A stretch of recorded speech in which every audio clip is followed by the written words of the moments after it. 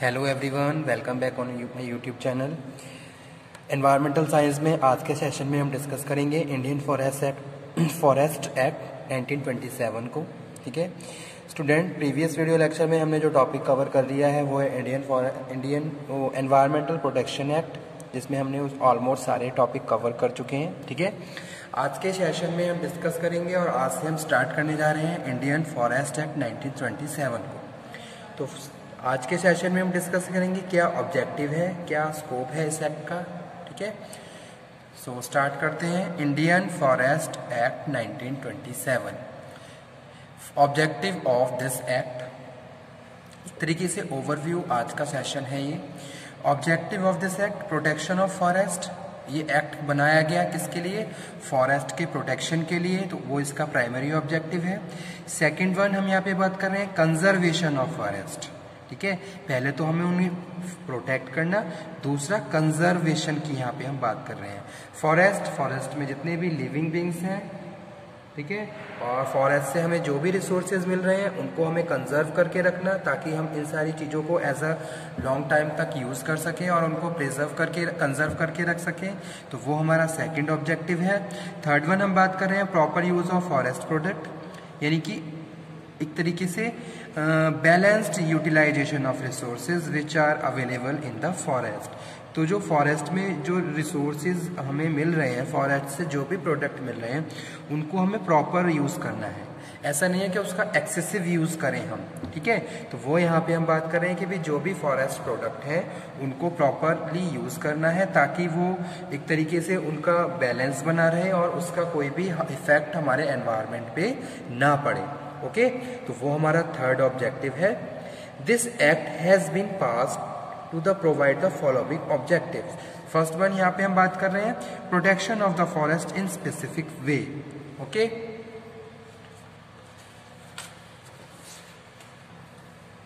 इसके बाद student second यहाँ पे हम बात कर रहे हैं time to time and due to needable conservation of forest, और थर्ड है appropriate use of different forest product. ठीक है, इंपॉर्टेंट डेफिनेशंस पे आ जाइए। जैसा कि हर एक्ट में हम डिस्कस करते हैं, हर एक्ट उसकी कुछ ना कुछ इंपॉर्टेंट डेफिनेशंस होती हैं, क्योंकि जो उनके की पॉइंट्स होते हैं, जो बेस्ड होते हैं, उन पे हम डेफिनेशन डिस्कस करते हैं। तो यहाँ पे सबसे पहले है forest. Forest is a biotic community compose by tree and shrubs and वुडिंग क्लाइंबर्स। तो उसको हम क्या बोलते हैं? फॉरेस्ट बोल रहे हैं। तो यहाँ पे हम क्या बात कर रहे हैं? यहाँ पे हम बात कर रहे हैं forest is a biotic community compose of trees, shrubs and woody climbers. तो ये सब मिलके क्या कर रहे हैं? फॉरेस्ट को बना रहे हैं। तो इसलिए इस डेफिनेशन में इनको इंक्लूड किया गया है। ठीक है, सेकंड है फॉरेस्ट प्रोड्यूस।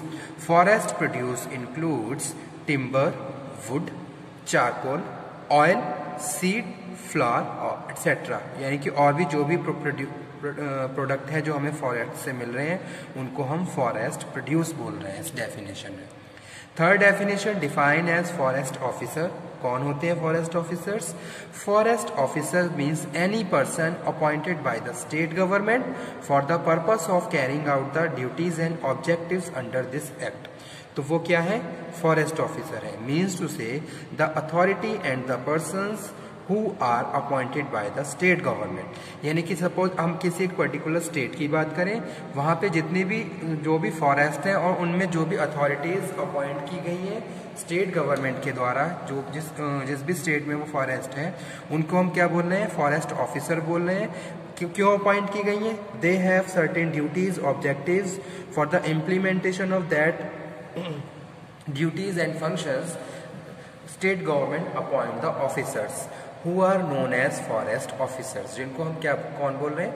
फॉरेस्ट ऑफिसर्स बोल रहे हैं। ठीक है, तो वही चीज यहाँ पे लिखी गई है, purpose of carrying out the duties and objectives under this act.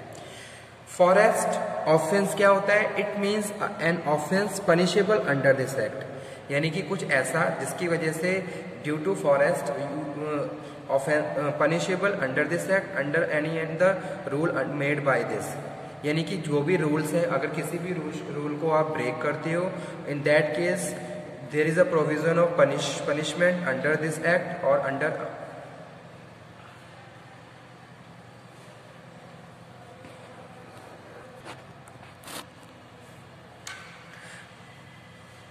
Forest offense, it means an offense punishable under this act or under any of the rule of made by this. Next definition है forest includes trees, leaf, flower, fruits, plant, grass, creepers, seeds, animals, worm, silk, honey, wax, rock, mineral, etc. Okay, तो ये थी definition, important definition of forest act की. Notification of reserve forest according to section 3 of this act.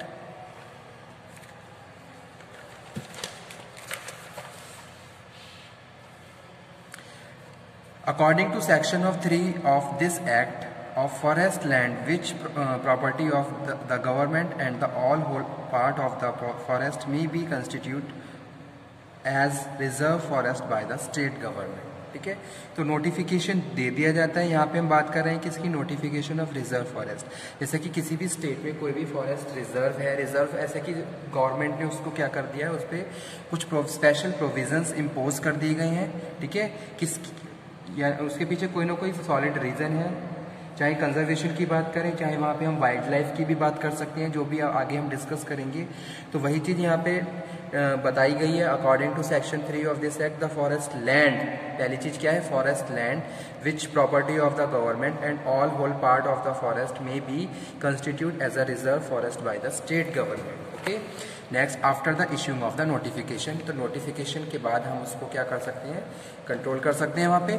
Next है declaring that it has been decided to constitute any land as a reserve forest. तो you have to declare, यानी कि state government declare that it has been decided to constitute any land as a reserve forest, specifying the situation and limit of such land. यानी ये कि जो भी forest land है उसकी यहाँ पे हम बात कर रहे हैं. You have to specifying the reason and situation कि भी किस वजह से इन सब चीज़ों को कंट्रोल किया जा रहा है, या फिर उसको एज अ हम क्या बात कर रहे हैं, रिजर्व फॉरेस्ट की बात कर रहे हैं. ठीक है, उसके बाद जो नेक्स्ट है वो है appointing an officers not holding any other forest office except that forest settlement officers. Okay, power of the forest officer, क्या क्या पावर होती है फॉरेस्ट ऑफिसर की. Power to use and issue notification declaring protected forest and making rules for such forest. A forest land or waste land comprised in such of the notification shall be called a protected forest. Okay, the conservation of removal of the raised trees and timbers and removal of the forest prohibited by the officer shall be punishable according to this act.